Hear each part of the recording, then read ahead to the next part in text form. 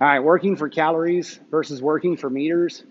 I have screwed this up in the past. It's kind of just the things that I heard when I first got into this was I heard that if I'm rowing for calories, that I should turn that damper up. And if I'm rowing for meters, I should turn it down. And when you really get into it, it doesn't matter.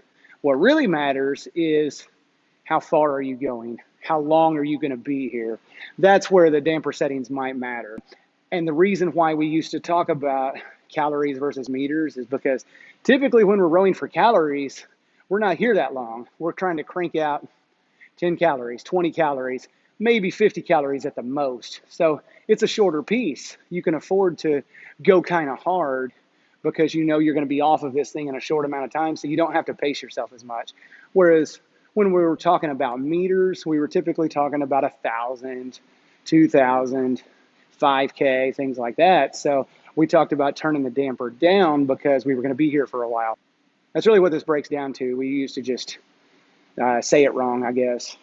Now, the question that I get from some people is, where should I set it? And there's not a blanket answer to that I could give for everybody because it is going to be different. Not only does it change depending on how long or how far you are going, it also changes depending on your strengths, your weaknesses, and whatever else might be going on that day.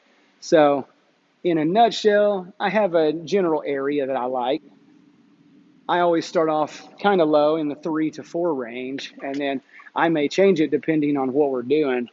And that's about the same on the ski machine, but I give myself a lot of freedom to move this thing around. And that's really the way you should think about this is now that you know the general idea and what the intention is, experiment with it. See what you like best.